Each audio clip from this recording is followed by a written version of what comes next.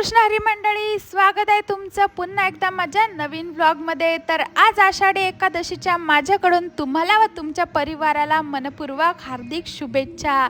तर आज संडे आणि आषाढी एकादशी एकत्र आल्यामुळे मी सकाळी 6लाच उठले होते आणि माझे सगळे देवपूजा वगैरे आंघोळ वगैरे करून सगळे मी 8 वाजेपर्यंत कामं कंप्लीटली झाले होते आणि मी बघत होती टीव्हीवरती लाईव्ह विठुरायाचं दर्शन।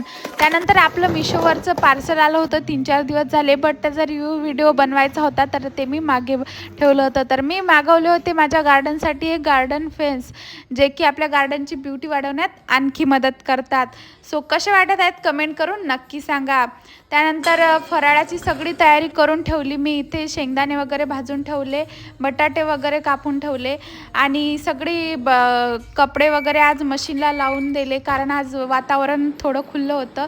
आणि मी त्यानंतर मी वेअर केली ही गोल्डन कलरची साडी। तर कशी दिसत आहे मी कमेंटमध्ये नक्की सांगा।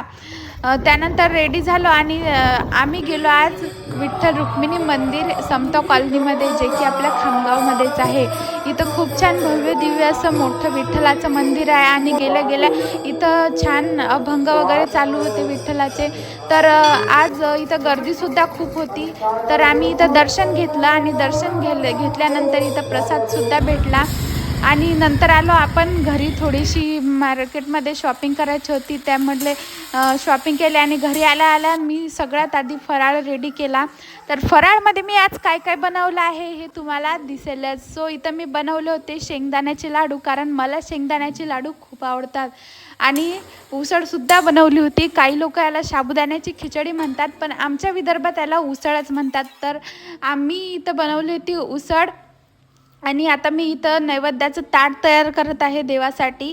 तर त्याच्यामध्ये सगळे ठेवलं मी असं, आणि खूप छान वाटतं जेव्हा आपण मनोभावे देवासाठी काहीतरी एखाद्या दिवशी एवढं छान पदार्थ बनवतो।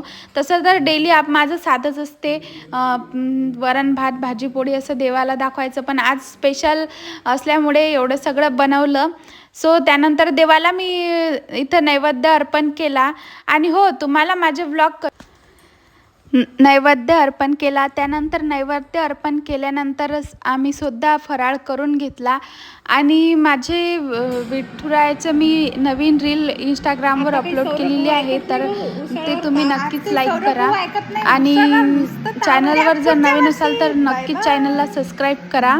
भेटूया नेक्स्ट व्लॉगमध्ये। Bye bye.